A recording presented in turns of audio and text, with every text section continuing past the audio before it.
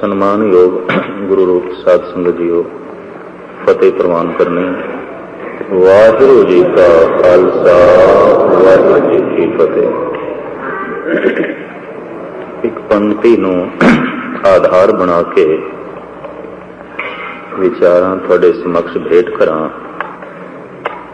ਪੰਕਤੀ ਸਾਹਿਬ ਸ੍ਰੀ ਗੁਰੂ ਅਰਜਨ ਦੇਵ ਜੀ ਮਹਾਰਾਜ ਦੀ ਹੈ। ਮਾਣ ਮੰਗੋ ਤਾਣ ਮੰਗੋ, ਧਨ ਲਖਮੀ ਸੁਤ ਦੇ। ਗੁਰੂ ਅਰਜਨ ਦੇਵ ਜੀ ਮਹਾਰਾਜ ਦਾ ਫਰਮਾਨ, ਹੈ ਪ੍ਰਭੂ, ਹੈ ਅਕਾਲ ਪੁਰਖ, ਜਗਤ ਭਾਵੇਂ ਕੁਛ ਆਖੇ ਤੇ ਕੁਛ ਸੋਚੇ, ਮੇਰੀ ਦ੍ਰਿਸ਼ਟੀ ਇਹ ਹੈ ਕਿ ਤੂੰ ਮੇਰੀ ਝੋਲੀ ਦੇ ਵਿੱਚ ਮਾਣ ਵੀ ਪਾ, ਤਾਣ ਵੀ ਪਾ। ਮਾਣ ਮੰਗੋ ਤਾਣ ਮੰਗੋ, ਧਨ ਲਖਮੀ ਸੁਤ ਦੇ। ਕਹਿੰਦੇ ਨੇ ਜਿੱਥੇ ਤਾਣ ਹੁੰਦਾ ਉੱਥੇ ਹੀ ਮਾਣ ਹੁੰਦਾ। ਤਾਣ ਹੀ ਨਹੀਂ ਤੇ ਮਾਣ ਕਾਹਦਾ। ਨਿਤਾਣਾ ਮਨੁੱਖ ਨਿਮਾਣਾ ਹੁੰਦਾ, ਨਿਤਾਣੀ ਕੌਮ ਨਿਮਾਣੀ ਹੁੰਦੀ, ਨਿਤਾਣਾ ਦੇਸ਼ ਨਿਮਾਣਾ ਹੁੰਦਾ, ਨਿਤਾਣਾ ਵਿਅਕਤੀ ਨਿਮਾਣਾ ਹੁੰਦਾ। ਤੇ ਧਾਰਮਿਕ ਗ੍ਰੰਥ ਐਸਾ ਕਹਿੰਦੇ ਜਿੱਥੇ ਨਿਤਾਣਾਪਣ ਹੈ, ਨਿਮਾਣਾਪਣ ਹੈ, ਉਹ ਮਨੁੱਖ, ਉਹ ਕੌਮ, ਉਹ ਦੇਸ਼ ਮਰਨ ਤੋਂ ਪਹਿਲੇ ਹੀ ਮਰ ਗਿਆ। ਉਹਦੀ ਤੇ ਪਹਿਲੇ ਹੀ ਮੌਤ ਹੋ ਗਈ। ਉਹ ਤੇ ਲਾਸ਼ ਹੈ, ਉਹ ਤੇ ਮੁਰਦਾ ਹੈ। ਇਸ ਮਾਣ ਨੂੰ ਕਿਧਰੇ ਹੰਕਾਰ ਨਾ ਸਮਝ ਲੈਣਾ। ਅਹੰਕਾਰ ਦਾ ਮਤਲਬ ਇਹ ਹੁੰਦਾ ਹੈ ਕਿ ਮਨੁੱਖ ਜਾਣੇ ਕੁਛ ਵੀ ਨਾ, ਪਤਾ ਕੁਛ ਵੀ ਨਾ ਹੋਵੇ, ਲੇਕਿਨ ਜਾਣਕਾਰੀ ਦੇ ਦਾਅਵੇ ਦਾ ਬੋਧ ਹੋਵੇ। ਸਾਹਿਬ ਗੁਰੂ ਨਾਨਕ ਦੇਵ ਜੀ ਮਹਾਰਾਜ ਦੇ ਵਾਕ, ਇਕ ਨਾ ਨਾਦ ਨਾ ਦੇਵ ਗੇ ਰਸ, ਅਕਲ ਸਰ ਅੱਖਰ ਕਾ ਭਿਓ ਨ ਲਹਨ। ਬਈ ਇਕਨਾਂ ਨੂੰ ਸੰਗੀਤ ਦੀ ਕੋਈ ਸੋਝੀ ਨਹੀਂ, ਕਵਿਤਾ ਦਾ ਕੋਈ ਪਤਾ ਨਹੀਂ, ਵਿਦਿਆ ਦਾ ਕੋਈ ਪਤਾ ਨਹੀਂ। ਔਰ ਸਹਿਕਣ ਸਭ ਤੋਂ ਵੱਡੀ ਗੱਲ ਹੈ, ਸਿਰ ਤੇ ਹੈ ਪਰ ਸਿਰ ਦੇ ਚ ਅਕਲ ਵੀ ਕੋਈ ਨਹੀਂ। ਅਕਲ ਸਰ ਦੇ ਚ ਅਕਲ ਵੀ ਕੋਈ ਨਹੀਂ। ਅੱਖਰ ਕਾ ਭਿਓ ਨ ਲਹਨ, ਅੱਖਰਾਂ ਦੇ ਭੇਦ ਨੂੰ ਵੀ ਨਹੀਂ ਸਮਝ ਸਕਦੇ। ਅੱਖਰ ਕੀ ਕਹਿ ਰਹੇ ਨੇ, ਸ਼ਬਦ ਕੀ ਕਹਿ ਰਹੇ ਨੇ, ਭਾਵ ਕੀ ਹੈ ਉਹਨਾਂ ਦਾ। ਪਰ ਸਾਹਿਬ ਨਾਨਕ ਤੇ ਨਰ ਅਸਲ ਖਰ, ਜੋ ਬਿਨ ਗੁਣ ਗਰਭ ਕਰਨ। ਇੱਥੇ ਮਾਣ ਦਾ ਮਤਲਬ ਕਿਧਰੇ ਹੰਕਾਰ ਨਾ ਸਮਝ ਲੈਣਾ। ਸਵੈ ਮਾਣ, ਅਣਖ, ਖੁਦਦਾਰੀ, ਗੈਰਤ। ਜਿਹੜਾ ਮਨੁੱਖ ਬੇਗੈਰਤ ਹੈ ਉਹ ਤੇ ਮਰ ਗਿਆ। ਜਿਹੜੀ ਕੌਮ ਬੇਗੈਰਤ ਹੈ, ਜੋ ਦੇਸ਼ ਬੇਗੈਰਤ ਹੈ, ਬੇਅਣਖ ਹੈ, ਮਰਨ ਤੋਂ ਪਹਿਲੇ ਮਰ ਗਿਆ। ਮਨੁੱਖ ਹੋ ਕੇ ਅਣਖ ਨਹੀਂ। ਔਰ ਸੰਸਾਰ ਵਿੱਚ ਉਹ ਕੌਮਾਂ ਮਿਟ ਜਾਂਦੀਆਂ ਜੋ ਬੇਅਣਖੀਆਂ ਹੁੰਦੀਆਂ। ਸੰਸਾਰ ਵਿੱਚ ਉਹਨਾਂ ਵਿਅਕਤੀਆਂ ਦੀ ਥਾਂ ਕੀੜਿਆਂ ਮਕੌੜਿਆਂ ਦੀ ਤਰ੍ਹਾਂ ਆਉਂਦੀ ਹੈ ਜਿੱਥੇ ਕੋਈ ਅਣਖ ਨਹੀਂ, ਜਿੱਥੇ ਕੋਈ ਖੁਦਦਾਰੀ ਨਹੀਂ। ਅੱਜ ਵੀ ਰੂਹੇ ਜ਼ਮੀਨ ਤੇ ਬਹੁਤ ਸਾਰੇ ਮਨੁੱਖ ਕੀੜਿਆਂ ਮਕੌੜਿਆਂ ਦੀ ਤਰ੍ਹਾਂ ਜੀ ਰਹੇ ਨੇ। ਨਾ ਤਾਣ ਨਾ ਮਾਣ, ਨਾ ਕੋਈ ਅਣਖ, ਨਾ ਖੁਦਦਾਰੀ। ਨਿਰਮਾਣਤਾ ਦੀ ਮੂਰਤੀ, ਸੇਵਾ ਦੇ ਪੁੰਜ, ਦੂਰ ਦ੍ਰਿਸ਼ਟ ਭਗਤੀ ਰਸ ਵਿੱਚ ਡੁੱਬੇ ਗੁਰੂ ਅਰਜਨ ਦੇਵ ਜੀ ਮਹਾਰਾਜ ਦਾ ਫਰਮਾਨ, हे ਪ੍ਰਭੂ ਨਿਤਾਣੇ ਨਹੀਂ ਜੀਵਣਾ।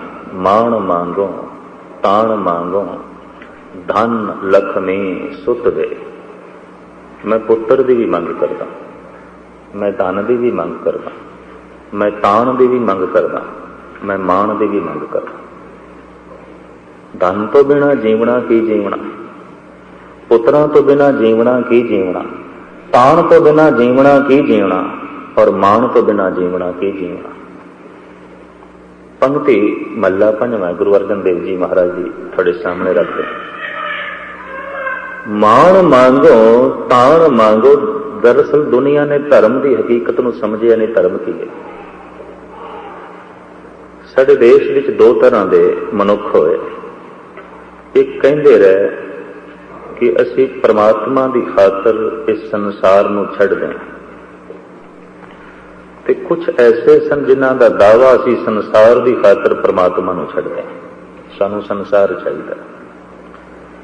तो ये कोई लंगड़ी जिंदगी बतीत कर रहा सी, कोई अंधी।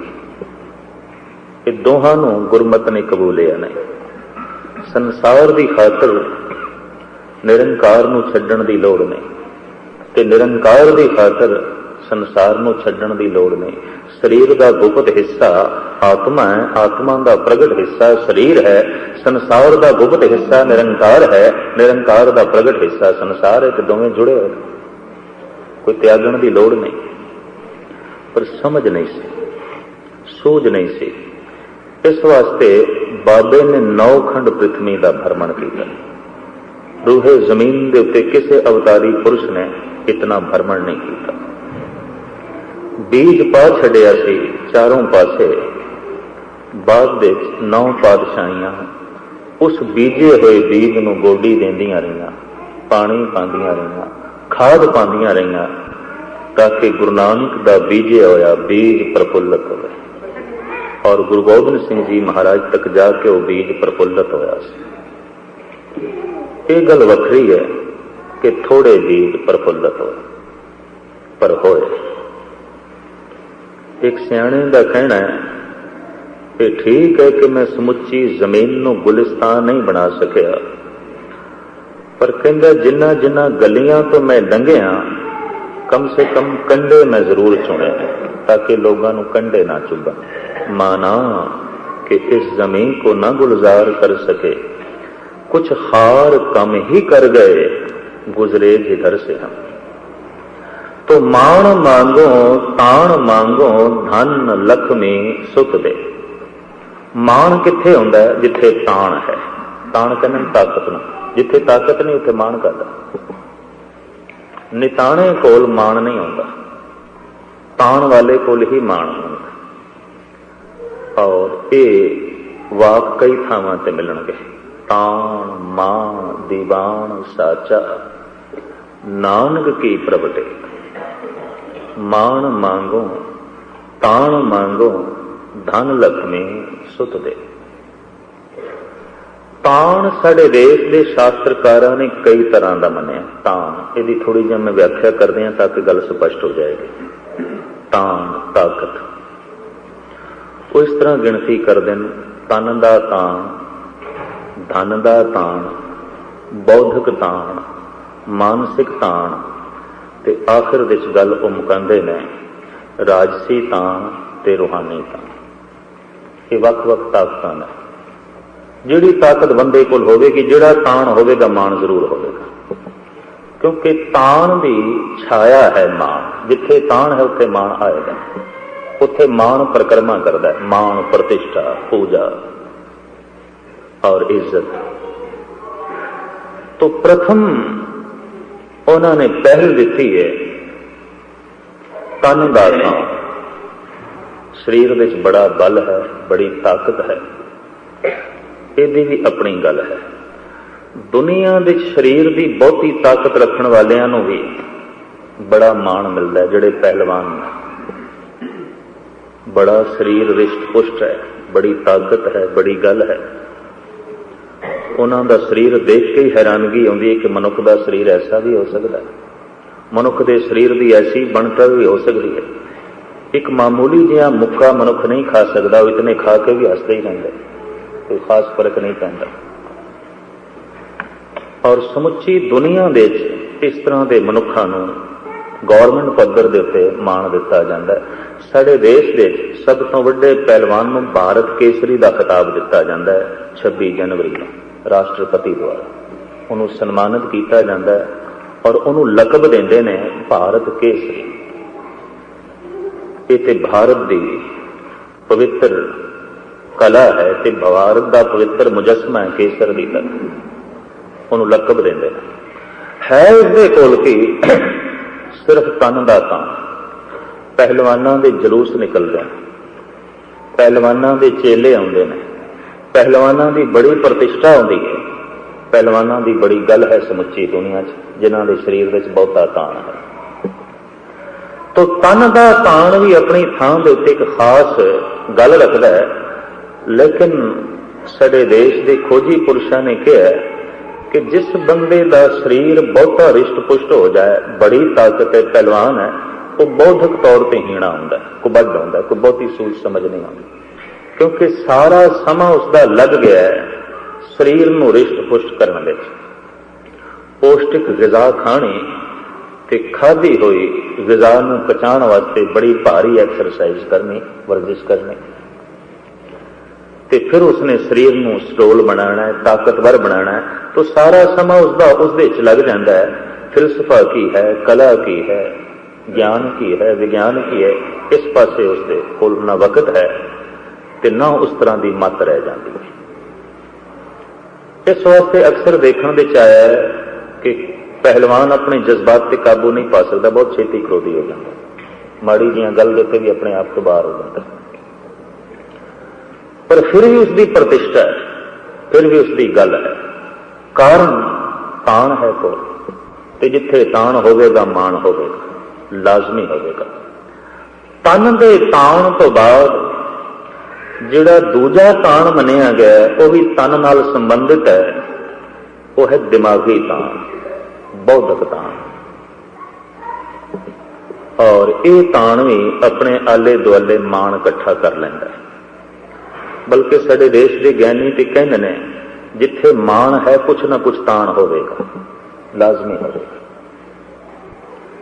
क्योंकि मान तान की छाया है, साया है, वजूद ही कोई नहीं कि साया कितने, वजूद है कि साया होवेगी, लाजमी होवेगी। तान है तो मान होवेगा, लेकिन जिहड़ा तन का तान है पहलवान कोल है, इहदे नाल कोई आत्मा की शुद्धि नहीं आउंदी। इतनी महर्ज करते हैं, जरूरी नहीं कोई पहलवान संत होवे, भगत बने, ब्रह्म ज्ञानी बने, ऐसी कोई लाजमी गल नहीं, जरूरी नहीं। और बड़े बड़े पहलवान किसी होर ढंग नाल जीवदे देखे गए हैं। दूसरा तान मनिया दिमागी बौद्धक, जिवें शरीर की खास विशेष तौर पर खुराक ते वर्जिश रख के ते उन्होंने रिष्ट पुष्ट बनाया जाता है, इस तरह की एक दिमागी एक्सरसाइज भी है, दिमागी अभ्यास।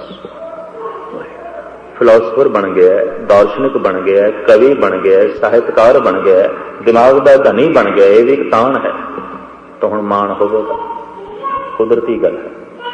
लेकिन जिस तरह तन के तान वाले की आत्मा पवित्र होवे, ये लाजमी नहीं है, दिमागी तान रखने वाले की आत्मा पवित्र होवे, ये भी कोई जरूरी है।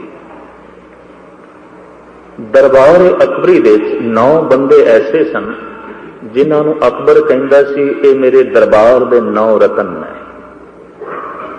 कुछ पत्थर ऐसे ने जिहड़े बड़े कीमती ने, ते वो कुल मिला के 9 किस्मां दे होंदे ने, जिन्हां दे बकायदा हिंदुस्तान दे नाम ने भी ये मूंगा है, ये नीलम है, ये पन्ना है, ये लाल है, ये हीरा है, ये जवाहर है, ये मोती है, इस तरह के 9 बनते। वो जो 9 बंदे सन ना, इन्हों अकबर कहता सी मेरे दरबार के 9 रतन, एक चमकदे कीमती पत्थर ने। इन्हों 9 बंदियां दे जनाब फैजी सी, कवि रहीम सी, तानसैन सन, मुला दो प्याजा सी, बीरबल से, राजा मान सिंह से। इन्हों बंदियां नूं अकबर कहता सी मेरे दरबार के रतन ने, और सारे किसी वख-वख कला के मालक सन। फैजी बड़ा दार्शनिक, बड़ा फिलोसफर, बीरबल बड़ा चातर, राजा मान सिंह बड़ा बहादुर सेनापति से अकबर की फौज का, तानसैन संगीत सम्राट से, संगीत दियां धुना छेड़दा सी, रहीम बड़ा उच्च पायदार कवि सी, शायर सी। गरज के अकबर इन्हां दा बड़ा सन्मान करदा सी, बड़ी गल सी, और अकबर कहंदा सी ये मेरे दरबार के रतन ने, इन्हां तो बिना मेरे दरबार की शोभा नहीं। भाई साहब भाई गुरदास जी एक इशारा करते हैं, दुर्योधन ने श्री कृष्ण नूं कहा सी मेरी सभा के कुछ श्रृंगार ने, भीषम द्रोणा कर्ण तज सभा श्रृंगार वडे मानुखा। ऐ कृष्ण किथे चले हैं, तेनों पता नहीं मेरी सभा के कुछ श्रृंगार ने, मेरी सभा के कुछ शोभा ने। भीषम पितामह है, कर्ण है, द्रोणाचार्य है, ऐसे सभा श्रृंगार मनुखा नूं छड़ के किथे चले हैं। तो अकबर अक्सर कहता सी ये 9 बंदे मेरी महफिल दे शिंगार ने, मेरे राज दरबार की शोभा ने, मेरी दरबार की महिमा ने। इन्हां कोल की सी? एक कला सी, और कला दा, इलम दा, ज्ञान दा, विचार दा वासा दिमाग दे आउंदा। इहदे नाल कोई आत्मा नहीं पवित्र होंदी। इतनी मैं अर्ज कर दियां, कोई बहुत वड्डा चोटी दा कवि होवे, कलम दा धनी होवे, ज्ञानी होवे, फिलासफर होवे, दार्शनिक होवे, वो हिरदे दे तल दे उत्ते भी पवित्र होवे, कोई लाजमी नहीं, ये कोई जरूरी नहीं। हिंदुस्तान दे पिछली सदी दे मिर्जा गालिब एक इतना उच्चा शायर होया है और उसदियां इतनियां बारीकियां ने नज़म दे कि पाकिस्तान दे 150 तर्जमे हो चुके हैं उसके, और अजे भी सियाणे कहने कि गालिब तक साडा दिमाग नहीं पहुंचता। इकबाल भी कहता है कि दिमाग उड़ान की जांच मैं गालिब तो सीखी है कि दिमाग किवें उडारियां ला सकता है, कितनियां बुलंदियां नूं छू सकता है। वो कहता है ये गालिब नूं पढ़न तो बाद मैनूं पता चलिया, पर गालिब की सारी जिंदगी परेशानियां च लंघी, और जब बहुता बेचैन हो जाता सी शराब पी जाता सी, और उस वक्त सब तो वड्डा शराबी ये गालिब, सारा दिन नशे च लीन रहना। इन्ना सियाणा मनुख जिहदी गल्लां दी लोकी अज भी कीमत पै पांदे। टुटा फुटा गालिब दा मकान भारत सरकार ने पक्का बनाया है, उसकी यादगार बनाई है लाखां रुपए खर्च करके दिल्ली विच। बई बड़ा सियाणा मनुख सी, बड़ा काबिल बंदा सी। तो काबिल सी दिमागी तल पे, आत्मक तल पे नहीं सी। बड़ा दार्शनिक, बड़ी गल ब्रह्म ज्ञानियां की तरह गल करता सी। वो कहता बाजी चाहे इतफाल है दुनिया मेरे आगे, ब्रह्म ज्ञानी की तरह कहता है भी ये समुची दुनिया की एक बच्चे का खेल और कुछ नहीं। जिवें एक बच्चा खिडौणियां नाल खेडदा पिया होवे, गालिब कहता संसार मैनूं इंज दिखाई देंदा, कोई बच्चा खेड रहा, इस तो ज्यादा कुछ नहीं। तो जिवें वो खिडौणियां खेड खेड के परच जाता है। फर्क सिर्फ इतना है कि ज्यों ज्यों बंदा वड्डा होंदा गया खिडौने वड्डे हो जाते हैं। एक छोटा बच्चा, उसकी कार छोटी है, उसदियां गुड्डियां छोटियां ने, उसका मकान छोटा है, उसके खिडौने छोटे ने। जरा मनुख वड्डा हो गया, हुण खिडौने वड्डे हो गए, गल तो नहीं है। गुड्डियां वड्डियां हो गई, घर वड्डा हो गया, कार वड्डी हो गई। छोटा सी, क्रोध छोटा सी, विरोध छोटा सी, ममता भी छोटी सी, बदले की भावना भी छोटी सी, दुश्मनी भी छोटी सी। लड़ पैंदा सी उस वक्त सुलह कर लैंदा सी, पर ज्यों ज्यों वड्डा होया दुश्मनी भी वध गई, विरोध भी वध गए, क्रोध भी वध गया, लोभ भी वध गया। उदों लड़दा सी 5 मिनट बाद सुलह कर लैंदा सी, ते हुण ते चिता ते भी रख लई ते सुलह कोई नहीं, मरदे दम तक भी सुलह कोई नहीं। एक दफा पै गई दराड़ तो पै गई, दुश्मनी वड्डी हो गई, क्रोध वड्डा हो गया, विरोध वड्डा हो गया।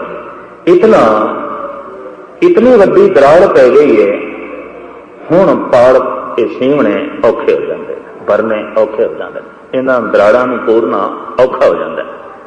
गालिब कहंदा मैनूं ते इंज जापदा समुच्चा संसार एक बच्चे का खिडौना, इत्थे जम पैना, मर जाना, कुछ मिल गया है, कुछ खो गया है, बीमार है, तंदुरुस्त है, कहंदा सब खिडौना है, सब खेल है। हुण गुरु अर्जन देव जी भी यही कहते हैं, आमन जान एक खेल बनाया, आज्ञाकारी कीनी माया। गल तो एको है, लेकिन फिर भी फर्क है। एक दी गल आत्मा के तल तो आ रही है, एक दी गल दिमाग के तल तो आ रही है। आप सुन के हैरान हो गए कि ऋषि दे अखरी अर्थ बनते हैं कवि। ऋषि संस्कृत का जिहड़ा ऋषि शब्द है, ये अखरी अर्थ ने कवि।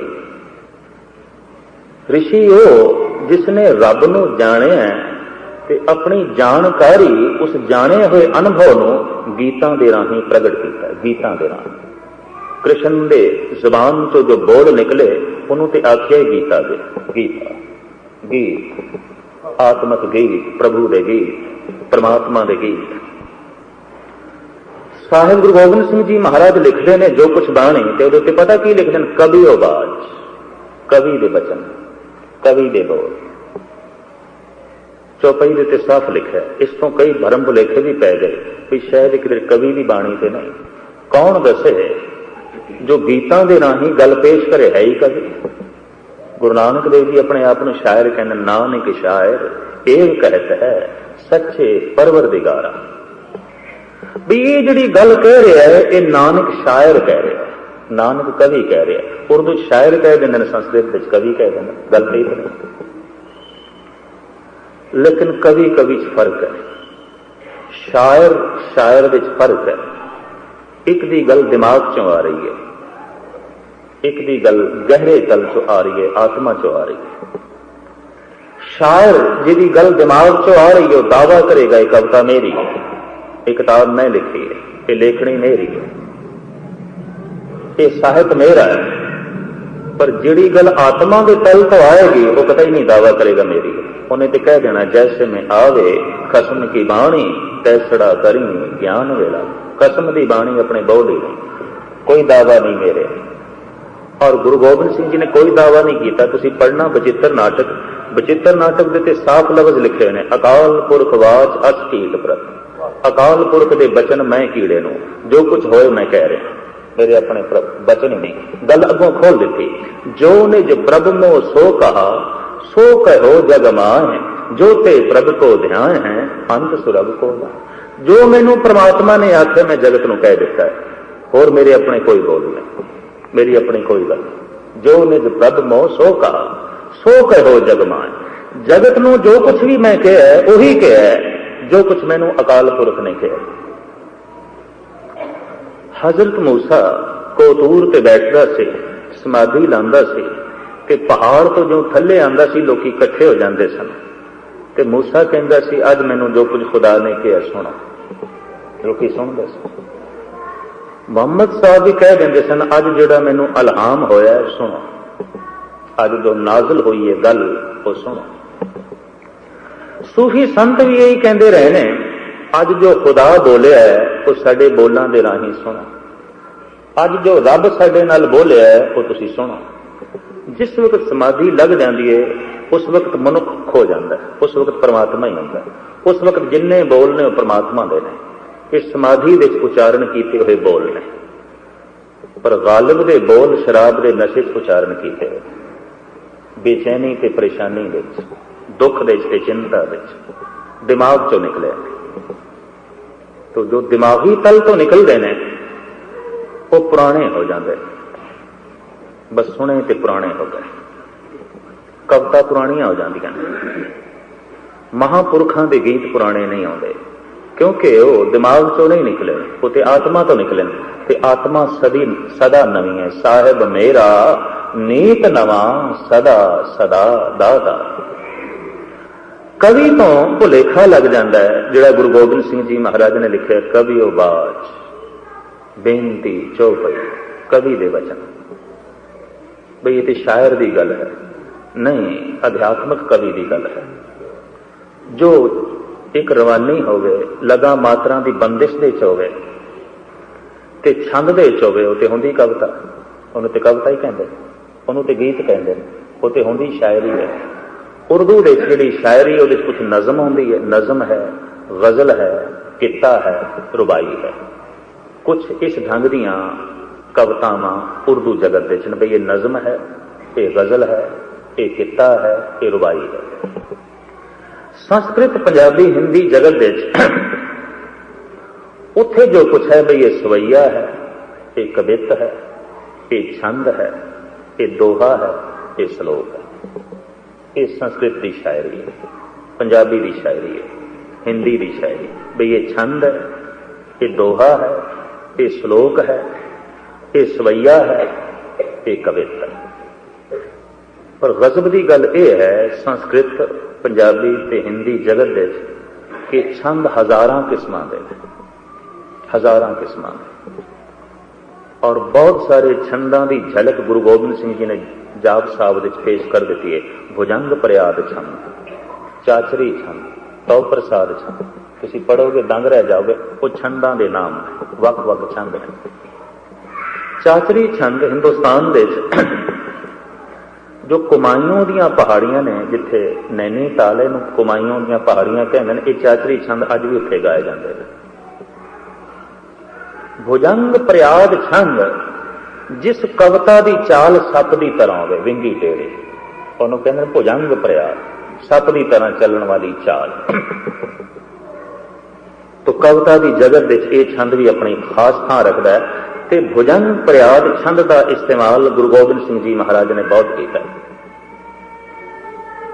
ਔਰ ਗੁਰੂ ਗੋਬਿੰਦ ਸਿੰਘ ਜੀ ਮਹਾਰਾਜ ਨੇ ਛੰਦਾਂ ਦੀ ਦੁਨੀਆ 'ਚ ਸਿਆਣਿਆਂ ਦੀ ਦ੍ਰਿਸ਼ਟੀ 'ਚ ਕੁਝ ਨਵੇਂ ਛੰਦਾਂ ਨੂੰ ਵੀ ਜਨਮ ਦਿੱਤਾ ਹੈ। ਸੰਗੀਤ ਭੁਜੰਗ ਪ੍ਰਿਆਦ ਛੰਦ, ਸੰਗੀਤ ਦੇ ਬੱਝ ਕੀਤੇ ਹੋਏ, ਕਵਿਤਾ ਤੇ ਸੰਗੀਤ ਦੋਵੇਂ ਇਕੱਠੇ ਕਰ ਦਿੱਤੇ।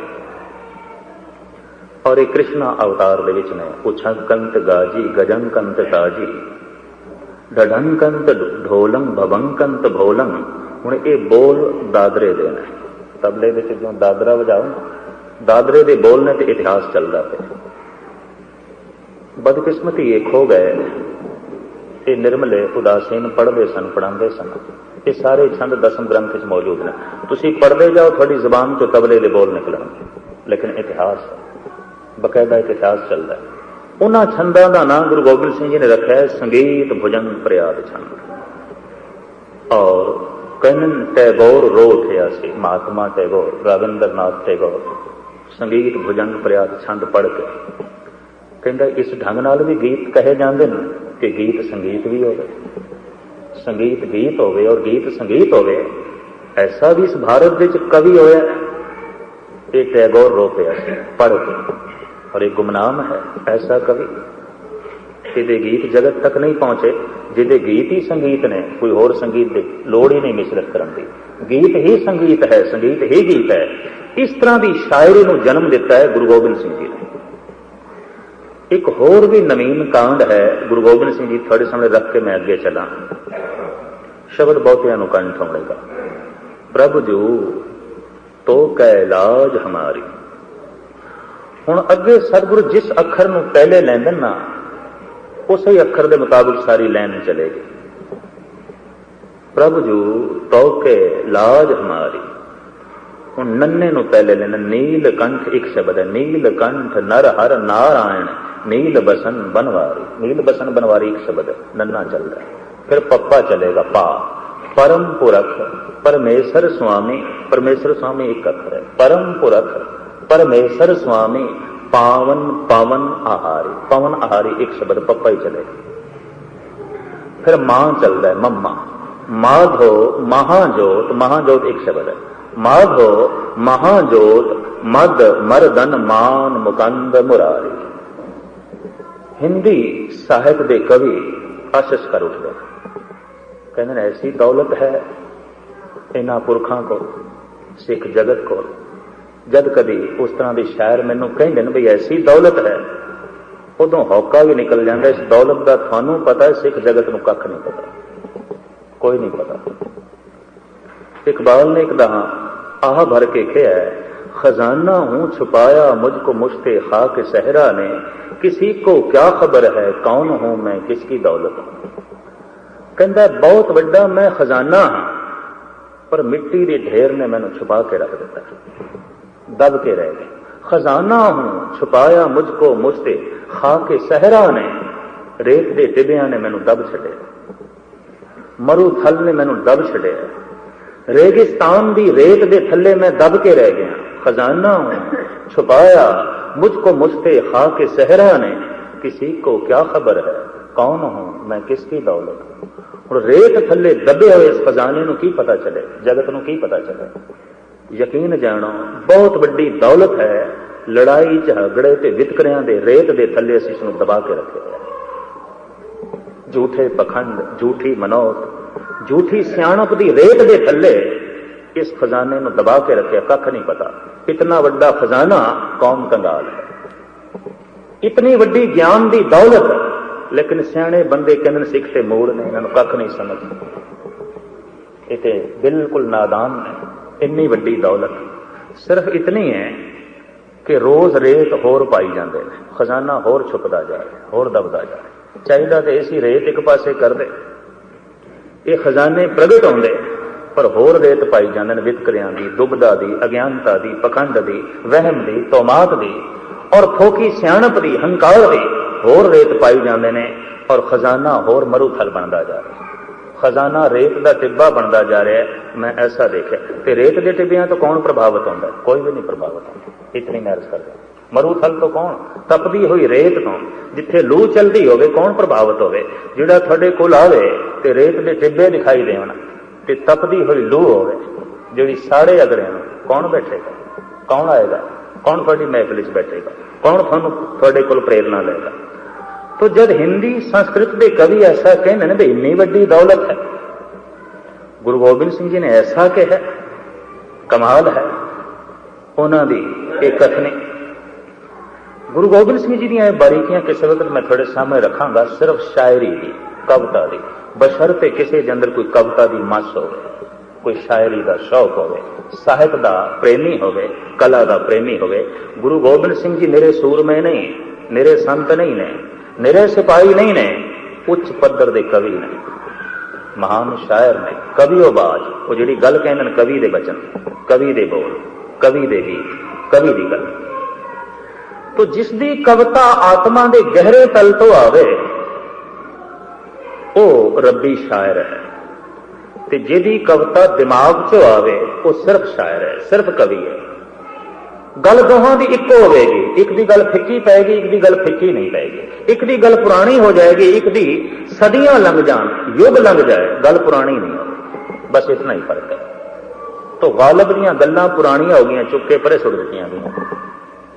गुरु नानक की गल पुरानी नहीं हो सकती, गुरु अर्जन देव जी के गीत पुराने नहीं हो सकते, आत्मा चो निकले ने, दिमाग तो थोड़ी निकले ने। गल गालिब भी ब्रह्म ज्ञानियों की तरह करता है, एकाग्रता बख्शना। वो कहता है बाजी चाहे इतफाल है दुनिया मेरे आगे, होता है शबो रोज तमाशा मेरे आगे।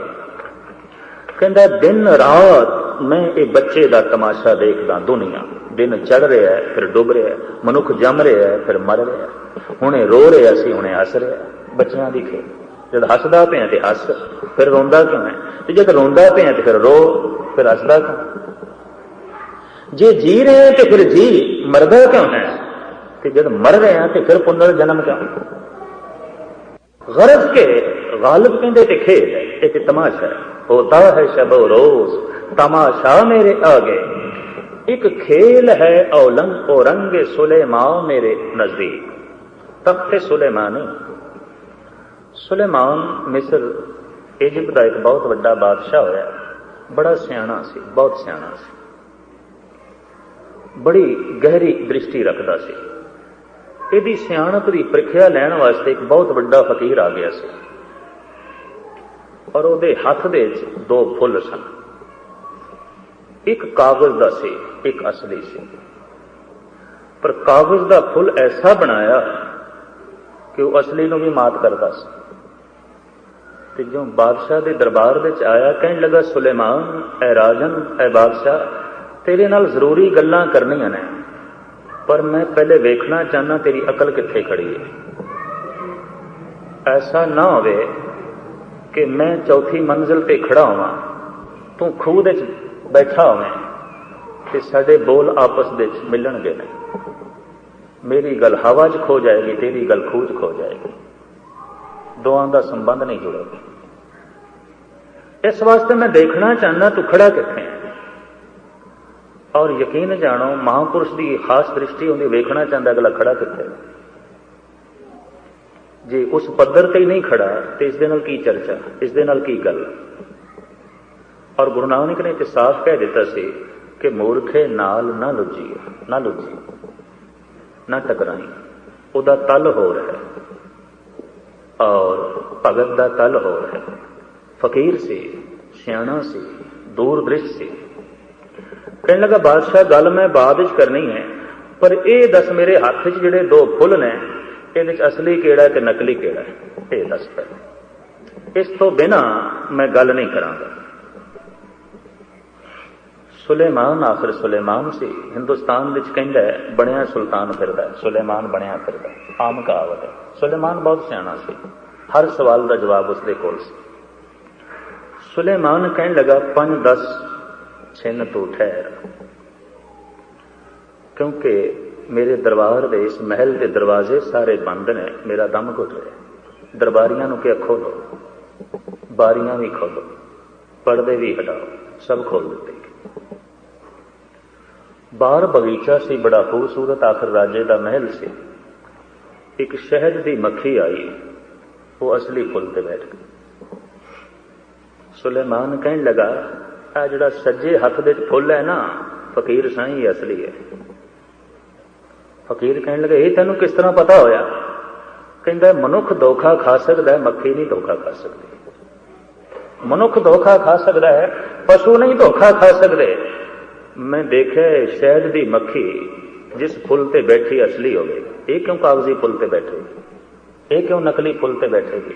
मैं देखे नकल दे पुजारी पशु नहीं ने। एक कमल का फुल दीवार ते बना दईए ना, ते किसी भौरे नूं आखी तू गुंजार पा, संगीत दी धुन छेड़, उड़ जाएगा। कहता नहीं, ये तो नकली, असली थोड़ी है।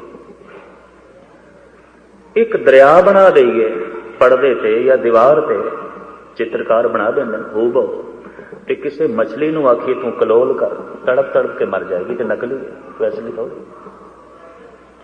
एक जलदा होया दीवा बना दईए, ते किसी पतंगे नूं आखी तू परिक्रमा कर, तू निछावर हो, तू कुर्बान हो। जे किधरे उस कोल जबान होवे तो कह देगा मैं नकली दीवियां दा पुजारी नहीं। सिर्फ मनुख ही है नकली रब दा पुजारी, नकली गुरु दा पुजारी, नकली संतां दा पुजारी, नकली बंदियां दा पुजारी, नकली चीज़ां दा पुजारी, बिल्कुल नकल दा पुजारी। असल कुछ है ही नहीं। कारण जीवन दे इतना झूठ छा गया, इतनी नकल छा गई, हुण रब भी नकली, गुरु भी नकली, संत भी नकली, महंत भी नकली, सब बंदियां दे आले दुआले नकली नकले, कुछ असली कुछ भी नहीं रहा, हकीकत कुछ नहीं रही। और उत्थे सुलेमान कहने लगा, मनुख धोखा खा सकता है, पशु नहीं धोखा खाते। मनुख दे कोल अजे असलीयत नहीं आई, और असलीयत नूं वेखण वाली अख नहीं आई, इस मक्खी दे कोल है। हुण गालिब कहंदा है, एक खेल है औरंग सुलेमान मेरे नजदीक। सुलेमान दी सियाणप ते उसदा तख्त बच्चे दा खेल, कुछ भी नहीं। यानी सुलेमान की सियाणप नूं भी पैरों के थले रोंददा गालिब, इहदी बुलंदी इतनी, इहदा दिमाग इतना, इहदी सोचनी इतनी। एक खेल है औरंग सुलेमान मेरे नजदीक, एक बात है अजाज मसीहा मेरे आगे। हजरत ईसा दे मौजजे, बई मुर्दियां ते हथ रखे ते जिंदा कर दिते, अंधियां नूं अखां दे दित्तियां, बीमार नूं तंदुरुस्त कर दिता। गालिब कहंदा जे मैथों पुछो, इस पैगंबरी पुरुष ने बच्चियां दे तमाशे कीते, कुछ नहीं, मदारियां की है। किसी बीमार नूं तंदुरुस्त कर दिता, केड़ी वड्डी गल। किसी नूं अख मिल गई, केड़ी वड्डी गल। किसी नूं जीवन मिल गया, केड़ी वड्डी गल। इहदे च सदीवी की है? कुछ भी नहीं। ना अखां सदीवी, ना तंदुरुस्ती सदीवी, ना जीवन सदीवी, कुछ भी नहीं। ये तो खेल है। तो हुण गल ते बिल्कुल ब्रह्म ज्ञानी वाली है, लेकिन दिन रात ये बेचैन रहता सी, इसनों नींद नहीं पैंदी सी, बिना शराब पीते, इन्ना बेजार, इतना बेचैन।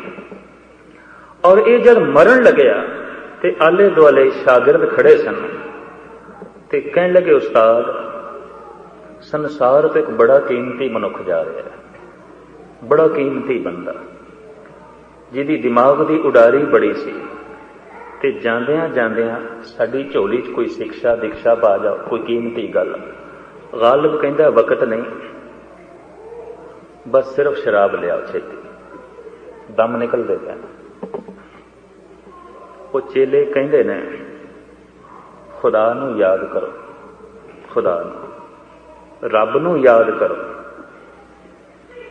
तो उस वक्त गालिब अपनी सियाणप फिर उत्थे वरतदा है, कहंदा मैं इतना दूर हाँ, इतना दूर हाँ, जे बहुत भी भजन की कोशिश की तां भी मैं इस समय च नहीं पहुंच सकता। जब मैं पहुंच ही नहीं सकता रहने दे, मैं बहुत दूर हाँ, बहुत दूर हाँ। खैर भरी हुई सुराई आई ते हुण हथ कंबदे सन, क्योंकि प्राण निकल रहे सन, श्वास निकल रहे सन, और जबान लड़खड़ा गई, जबान चो हुण बोल भी ना निकला। ਕਹਿੰਦੇ ਨੇ ਸ਼ਾਗਿਰਦਾਂ ਨੇ ਸੋਚਿਆ ਹੁਣ ਚੁੱਕੋ ਸੁਰਾਈ, ਹੁਣ ਤੇ ਮਰਨ ਲੱਗਾ, ਛੱਡੋ। ਜੋ ਚੁੱਕਣ ਲੱਗੇ ਨਾ ਤੇ ਬੋਲ ਨਿਕਲ ਪਏ। ਇਹ ਇਸ ਸ਼ਾਇਰ ਦੇ ਆਖਰੀ ਬੋਲ ਨੇ, ਇਸ ਤੋਂ ਬਾਅਦ ਖਤਮ ਹੋ ਗਿਆ ਸੀ। ਕਹਿੰਦਾ ਗੋ ਹਾਥ में जुम्बश नहीं, आंखों में तो दम है, रहने दो अभी सागरों में ना मेरे आगे। ठीक है, कहता है मेरे हत्थां च दम नहीं, ठीक है मेरी जबान ते बुल्लां च दम नहीं, पर अखां च ते दम है, वेख ते सकदा, मेरे सामने रहन दो, कम से कम वेखदियां मरा, पी नहीं सकदा, वेख ते सकदा, अखां नाल पीआं। ये इसकी जिंदगी सी।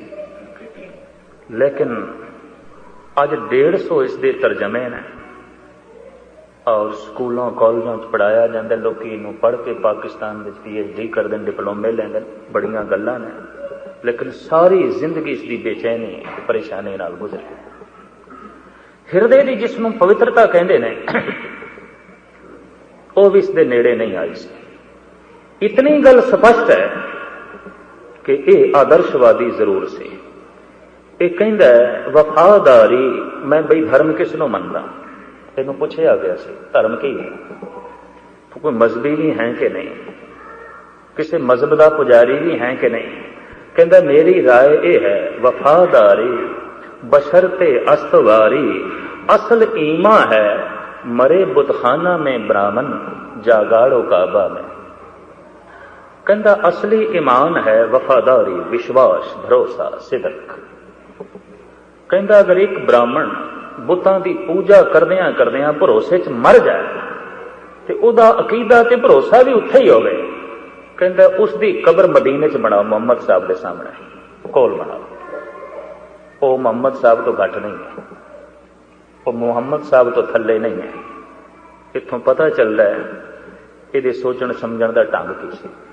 कहता ठीक है, एक पूजा कर रहा है, मुहम्मद साहब की भरोसा विश्वास ही नहीं। एक पूजा कर रहा है, बुत भी कुछ भरोसा है, विश्वास है। कहता ठीक है, बुतां च कख नहीं प्रगट होएगा, पर उहदे भरोसे ने भाग लाने, उहदे सिदक ने भाग लाने। सिदक तो गल प्रगट होएगी, भरोसे तो गल प्रगट होएगी। असली गल तो भरोसा है। टेकी जा तो मत्था गुरु ग्रंथ साहब नूं भरोसा ही नहीं तो कुछ नहीं, सिदक नहीं तो कुछ नहीं। कई मत्था टेकदे खप गए, गल कख नहीं बनी, क्योंकि सिदक नहीं, भरोसा नहीं। हुण गल ये ब्रह्म ज्ञानियां की तरह करता है, लेकिन हिरदा इसका बड़ा बेचैन है, अशुद्ध है, परेशान है। तो कोई बंदा दिमागी तल से बहुत उच्चा हो जाए तां भी जरूरी नहीं कि वह संत होवे, फकीर होवे, महात्मा होवे, ये कोई लाजमी नहीं, ये कोई जरूरी नहीं। प्रिंसिपल गंगा सिंह ने एक दिन मैं सुभावक किया, हल्द्वानी में इकट्ठे हो गए। मैं सवेरे शब्द की कथा करता सी, वो शामी खुला लैक्चर देंदे सन ते बाहर शामी सैर नूं जो जाइए तो सुभावक 2 वचन मैं कह दिते। मैं कहा मानसिक अवस्था थोड़ी कित्थे खड़ी है, आपां दोवें ही खड़े इस वक्त, होर कोई है नहीं। तुसीं मेरे कोल पुछो, मैं तुहाडे कोल पुछां, कम से कम मैनूं पता चले तुसीं कित्थे खड़े हो ते थानूं पता चले मैं कित्थे खड़ा। कहने लगा मैनूं तो कोई शौक नहीं तुसीं कित्थे खड़े, मैं नहीं पुछदा, पर तुसीं पुछिआ तो मैं दसदा। उन्हें मैनू एक कविता सुनाई अपने।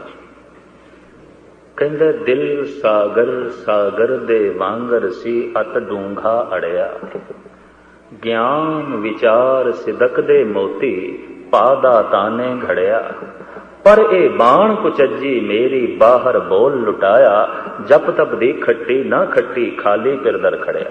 ये कविता प्रिंसिपल गंगा सिंह की, ये रवाई उन्हां दी है। कहता रब ने हिरदा ते सागर की तरह बनाया सी, वो बड़े मोती जवाहर पा दिते, दुनिया भर की दौलत, बोल बोल के सारी गवा छड्डीए, जावांगा खाली, पल्ले कुछ नहीं। ते मैं तो प्रिंसिपल साहब इतनी वड्डी जिहड़ा सच्चाई कबूल कर लैंदा है, वो भी कुछ सच दे नेड़े, नहीं तो कौन कबूलदा। इत्थे महा झूठे पखंडी भी अपने आप नूं ब्रह्म ज्ञानी कही जांदे, परम संत कही जांदे।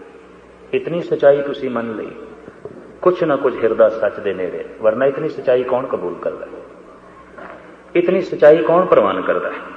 तो खैर मनुख बहुता आलम हो जाए, विद्वान हो जाए, दार्शनिक हो जाए, कवि हो जाए, शायर हो जाए, तावी कोई फकीर तबीयत उसके अंदर पैदा हुई हो, संत है, ये कोई लाजमी नहीं, ये जरूरी नहीं।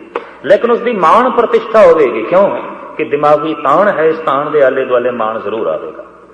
ਤਨ ਦੇ ਮਾਣ ਤੋਂ ਬਾਅਦ, ਤਨ ਦੇ ਤਾਣ ਤੋਂ ਬਾਅਦ ਦਿਮਾਗੀ ਤਾਣ ਹੈ, ਤੇ ਇਸ ਤਾਣ ਤੋਂ ਬਾਅਦ ਤੀਸਰਾ ਤਾਣ ਮੰਨਦੇ ਨੇ ਧਨ ਦਾ। ਇੱਕ ਬੇਵਕੂਫ ਜਿਹਾ ਬੰਦਾ ਹੈ, ਬਿਮਾਰ ਜਿਹਾ ਬੰਦਾ ਹੈ, ਹੱਡੀਆਂ ਦਾ ਢਾਂਚਾ ਹੈ, ਲਾਵਰ ਜਿਹਾ ਹੈ, ਪਰ ਉਹਦੇ ਕੋਲ ਧਨ ਹੈ, ਉਹਦਾ ਮਾਣ। ਇਸ ਨੂੰ ਗੁਰੂ ਨਾਨਕ ਦੇਵ ਜੀ ਮਹਾਰਾਜ ਕਹਿੰਦੇ ਨੇ, ਕੋ ਨਾ ਵਡਾ ਮਾਇਆ ਵਡਿਆਈ। ਬਤਾ ਸਮਝ ਲੈਣਾ ਵੀ ਇਹ ਬੰਦੇ ਦੀ ਵਡਿਆਈ ਕੱਖ ਨਹੀਂ, ਇਹ ਤਾਂ ਮੂੜ ਹੈ, ਕੁਛ ਨਹੀਂ। ਪਰ ਉਹ ਜਿਹੜੀਆਂ ਚਾਰ ਕੌੜੀਆਂ ਨੇ, ਇਹ ਉਸ ਦੀ ਪ੍ਰਤਿਸ਼ਠਾ ਹੈ। ਜਿਸ ਦਿਨ ਨਾ ਰਹੀਆਂ ਕੋਈ ਪ੍ਰਤਿਸ਼ਠਾ ਨਹੀਂ, ਫਿਰ ਕੋਈ ਗੱਲ ਨਹੀਂ। ਇਹਨੂੰ ਕਹਿੰਦੇ ਨੇ ਧਨ ਦਾ ਤਾਣ, ਤੇ ਤਾਣ ਹੈ ਤੇ ਮਾਣ ਵੀ ਹੋਵੇਗਾ, ਲਾਜ਼ਮੀ ਹੋਵੇਗਾ। ਬਹਾਦਰ ਸ਼ਾਹ ਮੁਗਲ ਸਮਰਾਜ ਨੇ ਸਾਹਿਬ ਗੁਰੂ ਗੋਬਿੰਦ ਸਿੰਘ ਜੀ ਮਹਾਰਾਜ ਦੇ ਨਾਲ ਦੋਸਤੀ ਗੰਢੀ ਸੀ, ਸ਼ਿਸ਼ ਬਣਿਆ ਸੀ, ਔਰ ਤਰ੍ਹਾਂ ਤਰ੍ਹਾਂ ਦੇ ਪ੍ਰਸ਼ਨ ਵੀ ਉਹ ਗੁਰੂਦੇਵ ਤੇ ਕਰਦਾ ਸੀ। ਹਜ਼ੂਰ ਸਾਹਿਬ ਦੇ ਵਿੱਚ ਪੁਰਾਣਾ ਨਾਮ ਨਾਂਦੇੜ। ਇੱਕ ਦਿਨ ਸਾਹਿਬ ਨਿਆਰੀ ਖੇਡ ਖੇਡ ਰਹੇ ਸਨ ਗੋਦਾਵਰੀ ਵਿੱਚ। ਇੱਕ ਪੱਥਰ ਸੀ ਸਤਿਗੁਰਾਂ ਦੇ ਹੱਥ ਵਿੱਚ, ਔਰ ਗਿਰ ਕੇ ਗੋਦਾਵਰੀ 'ਚ ਡੁੱਬ ਗਿਆ।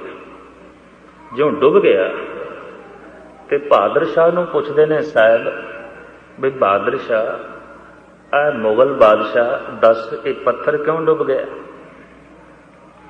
ਮੁਗਲ ਬਾਦਸ਼ਾਹ ਕਹਿੰਦੇ ਦਾ ਮਹਾਰਾਜ, ਪੱਥਰ ਦਾ ਸੁਭਾਅ ਹੁੰਦਾ, ਭਾਰਾ ਹੁੰਦਾ, ਵਜ਼ਨੀ ਹੁੰਦਾ, ਡੁੱਬੇਗਾ। ਉਹ ਤੇ ਸੁਭਾਅ, ਉਹ ਕਿਹੜੀ ਵੱਡੀ ਗੱਲ ਤੇ ਡੁੱਬੇਗਾ। ਇਹ ਵੀ ਗੱਲ ਕੋਈ ਪੁੱਛਣ ਵਾਲੀ ਹੈ? ਤੁਹਾਨੂੰ ਇਤਨਾ ਵੀ ਨਹੀਂ ਪਤਾ ਪੱਥਰ ਕਿਉਂ ਡੁੱਬਦਾ? ਸਾਹਿਬਾਂ ਨੇ ਸੁਣ ਲਈ ਗੱਲ। ਫਿਰ ਸਾਹਿਬ ਮਹਾ ਸਿੰਘ ਨੂੰ ਕਹਿਣ ਲੱਗੇ, ਪੁਰਖਾ ਦੱਸ, ਇਹ ਪੱਥਰ ਕਿਉਂ ਡੁੱਬ ਗਿਆ? ਹੱਥ ਜੋੜ ਕੇ ਕਹਿੰਦਾ, ਪਾਤਸ਼ਾਹ ਇਹ ਇਸ ਵਾਸਤੇ ਡੁੱਬ ਗਏ, ਤੁਹਾਡੇ ਹੱਥੋਂ ਨਿਕਲ ਗਏ, ਇਸ ਵਾਸਤੇ ਡੁੱਬੇ। ਉਸ ਵਕਤ ਸਾਹਿਬ ਕਹਿਣ ਲੱਗੇ, ਬਹਾਦਰ ਸ਼ਾਹ ਤੂੰ ਮੇਰੇ ਹੱਥਾਂ 'ਚ ਨਹੀਂ ਹੈ, ਬਸ ਤੇਰੇ ਵਿੱਚ ਤੇ ਮਹਾ ਸਿੰਘ ਵਿੱਚ ਇਹ ਫਰਕ ਹੈ। ਬਚਨ ਚੋਟ ਕਰ ਗਏ। ਪਰਮ ਪੁਰਖ ਦੇ ਬਚਨ ਸਨ, ਮਹਾਂਪੁਰਖ ਦੇ ਬਚਨ ਸਨ, ਕਿਸੇ ਰੱਬੀ ਜੀਵੜੇ ਦੇ ਬਚਨ ਸਨ, ਚੋਟ ਕਰ ਗਏ। ਅੰਦਰੋਂ ਸ਼ਰਧਾ ਪੈਦਾ ਹੋਈ, ਭਾਵਨਾ ਪੈਦਾ ਹੋਈ। ਇੱਕ ਦਿਨ ਆਪਣੇ ਦਰਬਾਰ ਵਿੱਚ ਜੋ ਇਸ ਦਾ ਆਪਣਾ ਸਿੰਘਾਸਣ ਸੀ ਬਹਾਦਰ ਸ਼ਾਹ ਦਾ, ਉੱਥੇ ਗੁਰੂ ਗੋਬਿੰਦ ਸਿੰਘ ਜੀ ਮਹਾਰਾਜ ਨੂੰ ਬਿਠਾਇਆ, ਆਪ ਥੱਲੇ ਬੈਠ ਗਏ।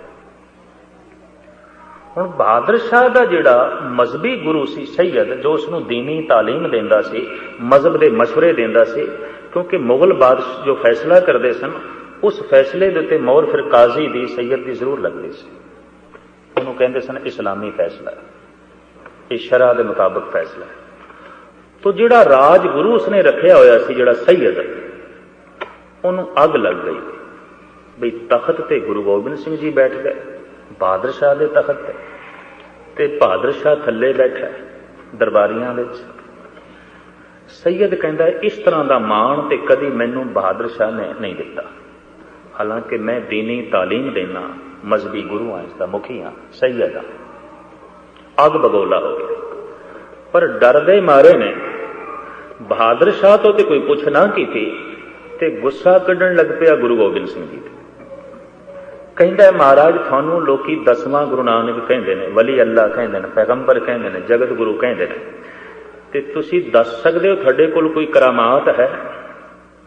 ਕੋਈ ਹੈ? ਕੋਈ ਰੱਖਦੇ ਹੋ ਸ਼ਕਤੀ, ਤਾਕਤ? ਸਾਹਿਬ ਕਹਿਣ ਲੱਗੇ, ਤੂੰ ਤਾਕਤ ਵੇਖਣੀ ਹੈ, ਅਜ਼ਮਤ ਵੇਖਣੀ ਹੈ, ਕਰਾਮਾਤ ਵੇਖਣੀ ਹੈ? ਹਾਂ, ਮੈਂ ਕਰਾਮਾਤ ਵੇਖਣੀ। ਉੱਥੇ ਹੁਣ ਜੋ ਕੁਝ ਮਹਾਰਾਜ ਦੇ ਬਚਨ ਨੇ, ਭਾਈ ਸਾਹਿਬ ਭਾਈ ਸੰਤੋਖ ਸਿੰਘ ਜੀ ਸਿੱਖ ਜਗਤ ਦੇ ਮਹਾਨ ਇਤਿਹਾਸਕਾਰ ਨੇ, ਇਹ ਸਾਰੀ ਗੋਸ਼ਟੀ, ਸਾਰੀ ਵਾਰਤਾ ਅੰਕਿਤ ਕੀਤੀ ਹੈ ਗੁਰਪ੍ਰਤਾਪ ਸੂਰਜ ਵਿੱਚ। ਮਾਰੇ ਬਖਸ਼ੇ ਦੇਰ ਬਹੀਨਾ, ਤਿਸ ਮੁਖ ਮੈਂ ਲਖ ਅਜ਼ਮਤ ਪੀਨਾ। ਐ ਸੈਯਦ, ਜੇ ਤੂੰ ਕਰਾਮਾਤ ਹੀ ਵੇਖਣੀ ਹੈ ਤੇ ਬਹਾਦਰ ਸ਼ਾਹ ਦੇ ਮੂੰਹ ਦੇ ਚ ਵਸਦੀ, ਉਹਦੀ ਜ਼ਬਾਨ ਹਿਲਦੀ ਹੈ, ਹਜ਼ਾਰਾਂ ਮਨੁੱਖ ਹਿਲ ਪੈਂਦੇ। ਉਹਦੀ ਜ਼ਬਾਨ ਤੋਂ ਜਿਹੜਾ ਬਚਨ ਨਿਕਲਦਾ ਹੈ, ਹਜ਼ਾਰਾਂ ਬੰਦੇ ਮੰਨਣ ਨੂੰ ਤਿਆਰ ਹੋ ਜਾਂਦੇ। ਕਿਸੇ ਦੀ ਜ਼ਬਾਨ ਚੋਂ ਹਜ਼ਾਰਾਂ ਬੋਲ ਨਿਕਲਣ ਤੇ ਕੋਈ ਇੱਕ ਵੀ ਮੰਨਣ ਨੂੰ ਤਿਆਰ ਨਹੀਂ, ਇਹਦੀ ਜ਼ਬਾਨ ਚੋਂ ਇੱਕ ਬੋਲ ਨਿਕਲਦਾ, ਹਜ਼ਾਰਾਂ ਮੰਨਣ ਨੂੰ ਤਿਆਰ ਹੋ ਜਾਂਦੇ। ਕਰਾਮਾਤ ਨਹੀਂ ਤੇ ਹੋਰ ਕੀ ਹੈ? ਵੇਖ, ਉਰਦੂ ਦਾ ਇੱਕ ਸ਼ਾਇਰ ਕਹਿੰਦਾ ਹੈ, किसी के एक आंसू पर हजारों दिल तड़पते हैं, किसी का उम्र भर रोना यूं ही बेकार जाता है। सारी जिंदगी बर्बाद चली गई, रोंदियां रोंदियां कख भी कदर किसी ने देखिया भी नहीं, रोया भी है कि नहीं। तो उत्थे साहब कहने लगे करामात नहीं ते होर की है। सैयद कहने लगा नहीं महाराज, थोड़े कोल केड़ी करामात है, ये तो बहादुर शाह दी हो गई। ते महाराज ने जेब दे चों मोर कड्डी ते उन्हां दिनां हिंदुस्तान विच जिहड़ा सिक्का चलदा सी उहदा नाम दिनार सी। बहादुर शाह ने दिनार रखिया होया सी, दिनार अरब देशां चलदे। पिख दिनार जो हाथ हमारे, एओ अजमत लियो दुती बिचारे। ऐ सैयद देखदा पे मेरे कोल दिनार, ए सोने दी मोर, ये अजमत है, करामात है, सारे संसार दी हलचल दा केंद्र है, भज दौड़ दा केंद्र है, समुचे संसार दी उपजीविका दा केंद्र है, मरकज है, माया है, मां है, और समुचे जगत दी भज दौड़ है, करामात है, शक्ति है, अजमत है। अद की सैयद औखा हो गया। भाई साहब भाई संतोख सिंह जी लिखते हैं, सुन सैयद बोलियो तज मौन है, तुम में करामात है कौन। भाई ये तो ठीक है, ये दिनार दी करामात हो गई ना, पैसे दी, ते ओ करामात हो गई बहादुर शाह दी। तुसी की रख लियो, तुसी वली अल्लाह, तुसी पैगंबर, तुसी 10वें गुरु, तुसी 10वें गुरु नानक, तुसी की रख लियो, तुहाडे कोल की है। हुण भाई साहब भाई संतोख सिंह जी लिखते हैं, सुन सतगुर शमशीर निकासी, सब में छठा समान प्रकाशी। छठा कहते बिजली नूं। मयान चो जद पातशाह ने तलवार कड्डी ते वह इंज चमकी जिवें आसमान विच बिजली चमकदी। साहिब गुरु नानक देव जी महाराज के कुछ बोल ने बड़े कीमती। मूर्ख गंड पवे मोह मार। गंड किस तरह जुड़ती है, गोरी सेती टुटे भदार, उत्ती गंध पवे संसार। गोरी पति पत्नी का संबंध टूटन लग पाए, तलाक तक नौबत आ जाए, डाइवोर्स तक नौबत आ जाए, तो गुरु नानक कहते हैं अगर उस दौरान किधरे पुत्र का जन्म हो जाए तो बच्चे करके टुटे हुए संबंध फिर जुड़ जाते हैं, बच्चे की ममता जोड़ देती है। गुरु नानक के बोल पुत्रां नाल संसार की गंढ जुड़ती है, ये अर्थ नहीं है, इस चक्कर च कभी ना करना, ये अर्थ नहीं है, क्योंकि पहली पंक्ति पढ़ोगे तो दूसरी पंक्ति के अर्थ होंगे।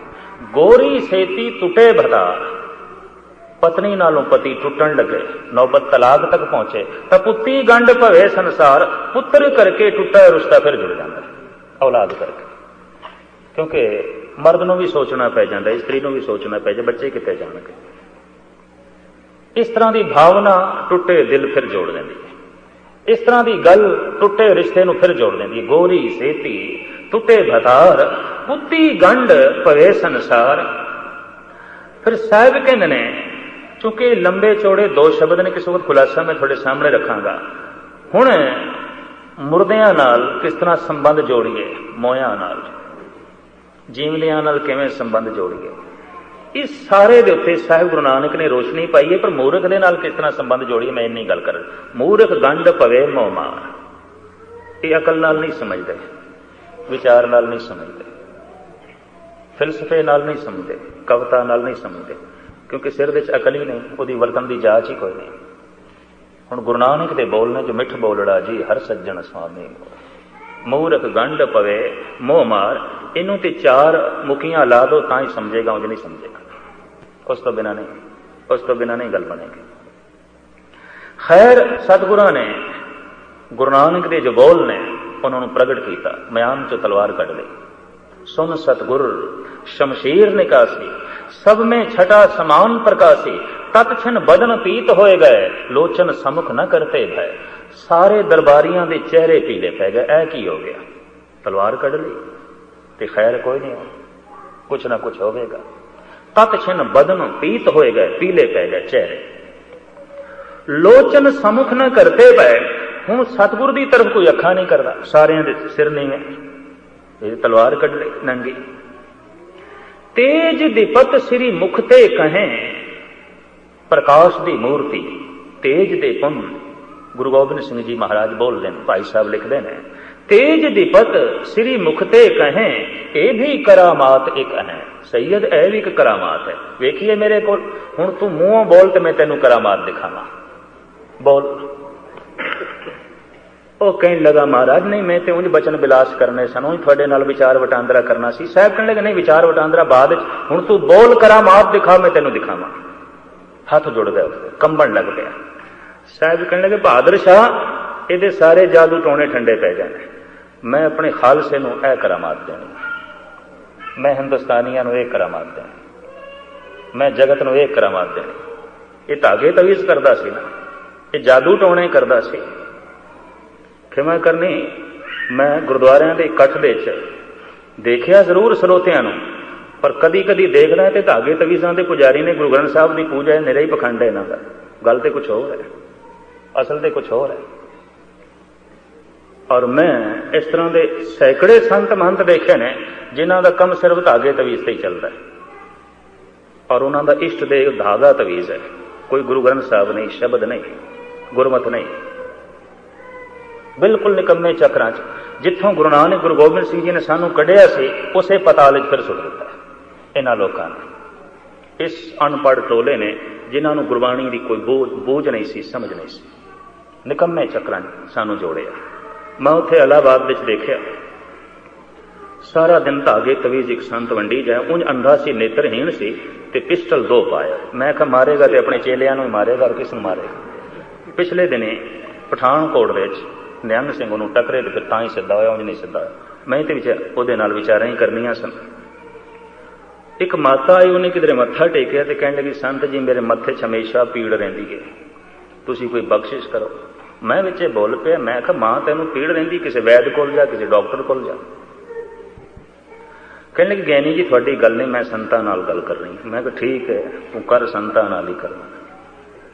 उन्होंने जेब चों एक कागज़ कढ़िया, ਉਹਦੇ ਉੱਤੇ काला धागा लपेटिया तो माई नूं कहे इहनूं तांबे च मड़ के गल च पा ले, पीड़ा दूर हो जाएगी।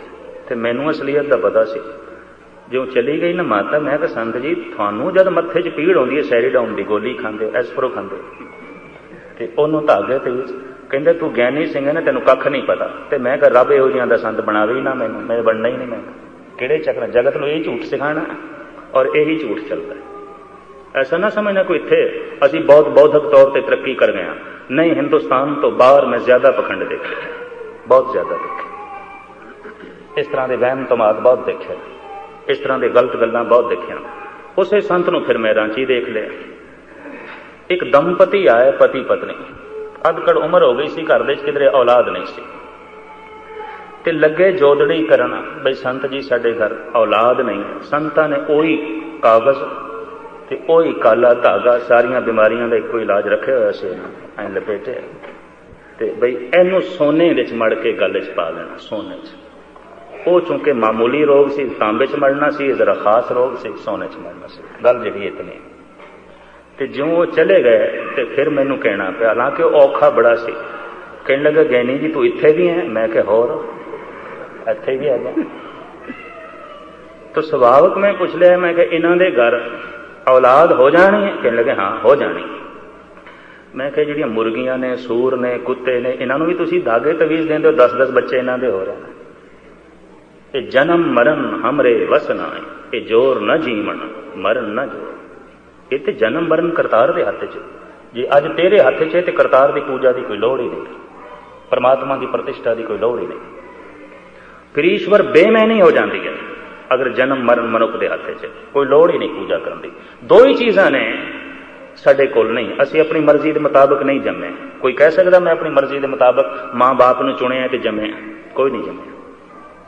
तो जे मर्जी के मुताबिक जमे नहीं तो मर्जी के मुताबिक मरांगे भी नहीं। जोर न जीवन मरण न जोर, ये जन्म मरण हमरे वस ना आई। जिस दिन जन्म ते मरण साडे वस च हो गया, उसे दिन पक्की तौर पर नास्तिकता होगी, रब की कोई लोड़ ही नहीं, परमात्मा की कोई लोड़ ही नहीं, फिर ईश्वर की कोई लोड़ ही नहीं। जब मैं उन्होंने गल कही ना, कहने लगे ये तो दिमागी ढकोसले ने, थानू पता ही नहीं। मैं कहा अच्छा, मैं कहा मैं तो दिमागी ढकोसले कोई तेनों सीधा कर देगा। फिर पठानकोट दे हो गई गति, हुण नहीं कहता, हुण इस तरह की गल्लां नहीं करता। खैर मुख्तसर में अर्ज करा, जगत इस तरीके का सिलसिला भी है। गुरु गोबिंद सिंह जी महाराज ने तलवार कढ़ी, कहने लगा मैं ऐ सैयद समुचे खालसे नूं इस बीमारी तो बचाना, मैं तो ये शक्ति देनी है, मैं तो इस करामात का पुजारी हूं, मैं तो ये करामात जानू, मैनू इसका बोध है, इसका पता है। खैर गल सतगुरां ने इत्थों शुरू की सी कि पिख दे नाल जो हाथा मारे तो धन भी एक तान है, तो इस तान के आले दुआले भी मान इकट्ठा हो जाता है। अगां चलिए राजसी तान, कोई कुर्सी मिल गई, ताकत है, हुक्मरान है, मिनिस्टर है, देश का राजा है, हुक्मरान है, तो फिर इस तान के आले दुआले मान होवे, क्योंकि तान जो है, तान की छाया है मान, प्रतिष्ठा। साहिब श्री गुरु नानक देव जी महाराज एक होर तान नूं मनदे ने, वो है मानसिक तान। मन की एकाग्रता नाल प्राप्त हो जाता है, मन किसी थां ते भी एकाग्र कर लो हो जाता है, लेकिन उहदे नाल हिरदे की शुद्धि नहीं आती। इतनी मैं अर्ज करते हैं, साडे देश विच सिद्ध लोग हिरदे करके शुद्ध नहीं सन, पवित्र नहीं सन, बड़े हंकारी सन, निक्की गल ते शराब दे देंदे सन, लेकिन सिद्धियां उन्हां कोल बड़ियां। और उसका जिक्र गुरु नानक देव जी महाराज करते हैं, सिद्ध होवां सिद्ध लाए रिद्ध आखां आओ, गुप्त प्रगट होए बैठा रोक राखे पाओ, मत देख भूला विसरे तेरा चेतना आवे ना। किहड़े निकम्मे चक्रां च पै गया। इहो जिहां दा सिद्ध इस वक्त साईं बाबा साडे हिंदुस्तान च बड़ा कुछ दिखा रहा है। केसां चों राख निकलदी है, हत्थां चों घड़ियां कढ लैंदा है, फल कढ लैंदा है, जिहड़ी चीज़ मंगो लखां दी कट विच। और उस अज दे समय च उसदी बड़ी गल है, जिथे पहुंचता लखां का कट हो जाता है। लोग जादूगरी वेखण वास्ते, ये सिद्धपना वेखण वास्ते। 3 साल पहले बंबई के एक संत ने दावा किया, मैं पानी ते चलांगा, 5000 बंदियां का कट हो गया, लेकिन वह चल ना सकिया, लेकिन चल लैंदा सी। ऐसी गल नहीं है। वो कहने लगे 5000 बंदे मैनू देखते पे ने, ते इन्हां दियां लहरां मेरे मन नाल टकरा रही, मेरा मन एकाग्र नहीं हो रहा, इस वास्ते मैं चल नहीं सकता। और हजारां मनुखां दा यह कहना है, एक जिन्हां ने देखिया कलियां कलियां भी चल रहा है, समुंदर के पानी ते चलन लग पैंदा, सरोवर ते चलन लग पैंदा। पर इसनूं नाटक चेटक कलगीधर पातशाह ने कहा, नाटक चेटक किए कुकाजा प्रभ लो गन के आवत लाज। ये सिद्धियां मन की एकाग्रता नाल हो जांदियां। और किधरे कोई तांत्रिक योगा दे विच माहिर होवे ते तांत्रिक भी काला होवे, तो इस तरह दी बहुत सारियां उसदे कोल सिद्धियां आउंदियां। गुरु घर विच इसनूं कढ दिता गया बई इस दे नाल जिंदगी सफल नहीं होंदी, जीवन भ्रष्ट होंदा है। इहदे नाल हिरदा पवित्र नहीं होंदा, अपवित्रता वधदी है। इहदे नाल मानसिक शांति नहीं मिलती, अशांति हो जाती है। गुरु अर्जन देव जी महाराज दे वाक, परमाणु पर्यंत आकाशे दीप लो से खंडने, गछैण नैण भारेण नानक बिना साधु ना सिद्धियते। गाथा मल्ला पंजवां। साहिब कहंदे ने कोई सिद्ध परमाणु जिन्ना बारीक हो जाए, परमाणु पर्यंत आकाशे, ते आकाशां दे भ्रमण करे करदे सन। नभ के उदेते जो पे पाईयत नारायण, अनल आकाश पंछी डोलबो करत है। गुरु गोबिंद सिंह जी नूं कहना पिया इस तरह का, नभ के आकाश दे उड़न नाल। परमाणु पर्यंत आकाशे दीप लो से खंडने, दीपां लोहां खंडां ब्रह्मंडां दा भ्रमण करके आवे। कितनी देर विच? गछैण नैण भारेण नानक। गछैण कहंदे गवन करनों चलण, नैण भारेण अख दी पलक थले तो उपर होवे, इतनी देर दे 9 खंडां दा भ्रमण करके आवे। किसी को यह सिद्धि भी मिल जाए तां भी हिरदा पवित्र नहीं होता, तां भी मन नूं सुकून नहीं मिलता, तां भी मन नूं शांति नहीं मिलती, तां भी अध्यात्मक रस तो बंदा वांझा रह जाता, तां भी परम पद प्राप्त नहीं होगा। लेकिन हैगियां ने मानसिक तान इस तरह का किसी को होवे तो उसकी पूजा प्रतिष्ठा होगी, वह भी मान होगा। साईं बाबे का बहुत है, जिथे भी चला जाए, हिंदुस्तान के जिस सूबे चला जाता लोग इकट्ठे हो जाते, सिर्फ ये गल वेखण वास्ते, सिर्फ ये सिलसिला वेखण है कि उसके कोल ज्ञान है, ज्ञान की गल करता नहीं, कोई रब दे मिलण की गल करता कतई नहीं, जादूगरी है दिखाता। लोग प्रभावित होंगे, लोग सन्मान करते हैं, लोग मत्था भी टेकते हैं, लोग पूजा भी करते हैं। तान है, इनू कहते ने मानसिक तान, और मन की एकाग्रता के नाल ये हो जाता है। और इस तरह के हजारां ने इस वक्त मैं किसी जिक्र करा, क्योंकि 5-7 बंदे तो हिंदुस्तान में आए दिन दिखाते हैं यही कुछ, और लखां बंदे देख रहे। साहिब गुरु नानक देव जी महाराज जद घर चों निकले ने तो हुण पुछना पेगा पातशाह कोल तुहाडे कोल किहड़ा ताण है। क्योंकि जोगियां ने सवाल कर दिता सी कौन सकत तो इत्थे लियाई। ऐ गुरु नानक, बस इन्नी गल कह के समाप्ति करदा, समा काफी हो गया।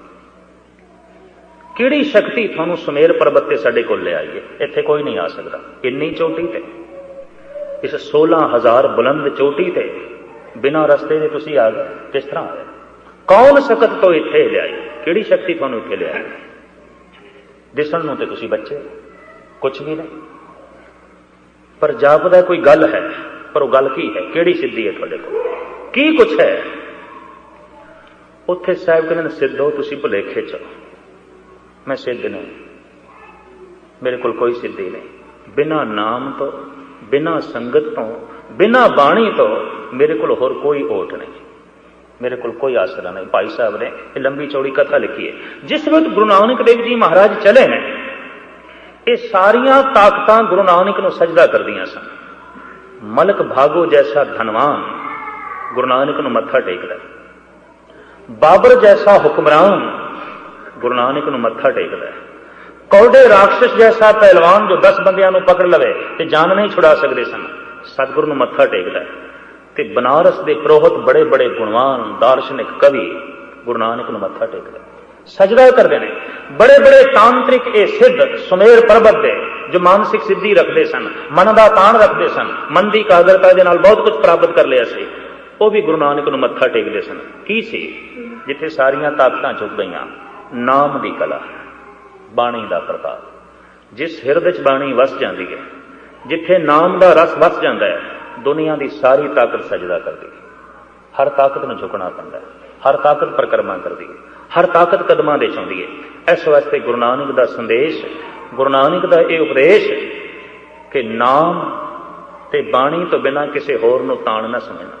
ते जे ये ताण आ गया तो बाकी सारे का सारा ताण आ जाएगा। ताण मान दीवान साचा नानक की प्रगटे, हे सच तू ही मेरा ताण है, तू ही मेरा मान है, और इस ताण मान दे आसरे सब कुछ है। इस ताण मान दे आसरे ते सारी दौलत मेरे कोल है, सारा ऐशो आराम मेरे कोल है, अठे पैर की खुशी है, अठे पैर का आनंद है। साहिब गुरु नानक देव जी महाराज बख्शिशां वरतावन शब्द का जाप करदियां करदियां और नाम का अभ्यास करदियां करदियां ये रस और ये आनंद तुहाडे हिरदे च वसे। तुसीं इन्हां ताकतां नूं मत्था ना टेको, बल्कि सारियां ताकतां तुहाडे कदमां च होण। जिथे जिथे तुहाडे कदम पैण, ये ताकतां उत्थे सजदा करन, ये मत्था टेकन। गुरु के सिख च ये बरकत होंदी है। और सैकड़े इस तरह दीयां साखियां कि गुरु के सिख च बरकत है, गुरु के सिख च ये कला है। पर हुण तुसीं ये बहानेबाजियां करो कि माहौल जी ऐसा नाम जप नहीं सकते जी, माहौल जी ऐसा बाणी पढ़ नहीं सकते। तो मैं प्रथम भी अर्ज की सी कि परिस्थिति कुछ भी नहीं है, परिस्थिति हमेशा ही इस तरह रही है। मन स्थिति ठीक नहीं, अपना मन ठीक करो, बाहर के माहौल की चिंता ना करो, कुछ भी चिंता ना करो, और सिर्फ अपने मन की चिंता करो, पड़ोसी की चिंता ना करो। इतनी मैं अर्ज कर दें। लोग दूजियां की चिंता करदे करदे आप ही भ्रष्ट हो जाते, कख नहीं। और साहिबा ने स्पष्ट गल कर दी है कि संसार का करता परमात्मा है, उसने तेनों बना दिता है, बहुत वड्डी बख्शिश है, बहुत वड्डी। तो हुण तू अपनी आप की कदर कर, तो जिस दिन तू सवर जाएगा तैथों जगत नूं प्रेरणा अपने आप मिलेगी। एक फुल खिल जाता है, महक दुनिया नूं मिलती है, एक दीवा जल जाता है, प्रकाश जगत नूं मिलता है। तेरे अंदर कोई रस मिलिया, तेरी जिंदगी सुधरी, पड़ोसी नूं अपने आप कुछ मिलेगा। स्वामी महावीर एक कस्बे चों लंघे, उन्होंने बोलन नहीं दिता गया, नगन सन। नांगे साधुआं की प्रथा नूं जन्म दिता है स्वामी महावीर ने। नगन होने करके नगरी के वासियों ने गालां कढ़ के धक्के मार के कढ़ दिता। तो नाल जिहड़ा भिक्षु शिष्य वो कहने लगा, स्वामी जी ये पिंड दे वासी कम से कम सुन लेंदे, थानू सुनिया तक नहीं। महावीर कहते जरूरी है मैं सुनाना सी, अगर मेरे कोल कुछ है, मेरे लंघन नाल भी कुछ इन्हां नूं मिल जाएगा, जरूरी है मैं बोलना, जरूरी है मैं कुछ कहना। दरअसल जिस वक्त कोई मनुख पवित्र हो जाता है, खिमा करने किसी गली चो भी लंघेगा, वो लंघन नाल भी किसी को कुछ मिलेगा। और भगत कबीर ने ऐसा कह देता है, कबीर सो मुख धन है जय मुख निकसे राम, देही किसकी बापरी पवित्र होए गोग्राम। देही की तो गल छो, सारा शहर पवित्र हो जाता है अगर टिक के कोई नाम जपण वाला होवे, टिक के कोई गल करने वाला होवे, उन्होंने फिर जगत की चिंता की लोड़ नहीं पै जाती। उन्होंने पता है एक खिड़े फुल के नेड़े जिहड़ा भी आएगा महक लै लेगा, एक जलदे हुए दीवे को जिहड़ा भी आएगा प्रकाश लै लेगा। हाँ ये गल वखरी है जिहदियां अखां ही अंधियां होवन वो वांझा रह जाए, या जिन्हों नज़ला ते जुकाम होवे शायद उन्होंने फुलों की वासना ना आवे, उन्होंने महक ना आवे, ये गल वखरी है। तो साहब बख्शिशां करन, नाम बाणी हिरदे च वसे ताकि जगत की ताकतां परिक्रमा करन, असी उन्हां दे दास ना बणीए, ये साडियां दासियां होवन, ये साडा काम करन। बस इतने बोल प्रवान करने, काफ़ी समा हो गया। फिर कल जिवें गुरु बाबे ने बख्शिश की थी हाज़री भरांगे। भुल चुक ले खिमा दी याचना। वाहिगुरू जी का खालसा वाहिगुरू जी की फतेह।